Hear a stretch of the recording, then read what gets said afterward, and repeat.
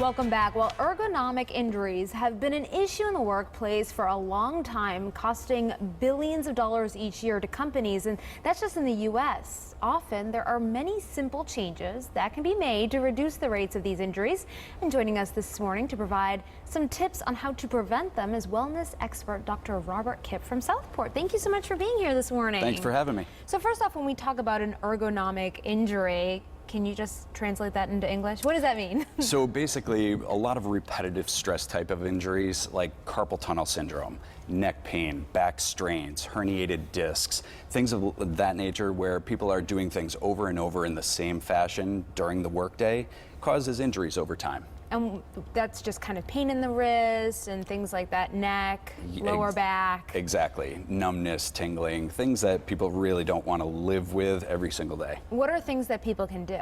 So if they're working at a workstation, let's take, for example, they're working on a computer all day. Now, obviously, I'm going to use a really bad example, but if somebody's leaning over like this, working on a laptop, you can see that the stress in my lower back, in my neck, in my arms is all going to be in a negative direction every day, all day, for years at a time, potentially. So what are the questions you should ask yourself?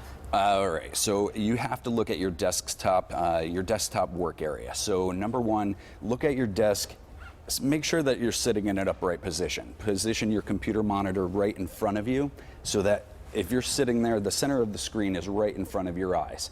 Now, the next piece is if you are working on a laptop, make sure that you get a wireless keyboard and mouse. Otherwise, you're going to have to be reaching, and it's going to really put a lot of stress on that neck and shoulders. Secondly, make sure that your chair is adjusted appropriately.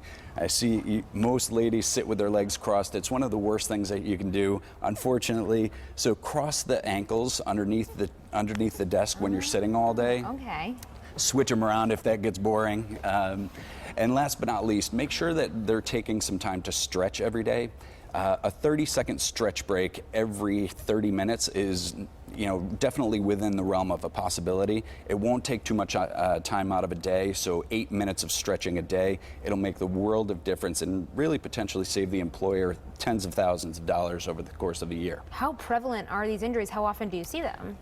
They actually account for about 34% of all missed time out of work. Wow. It's a huge, huge impact. And what are the early warning signs if people might think that they have carpal tunnel or something happening? So carpal tunnel is one of the most prevalent ones, and so neck pain, shoulder pain, and most commonly tingling in the hands and fingers. Those are the signs to look out for. All right. Well, thank you so much, Dr. Robert Kipp.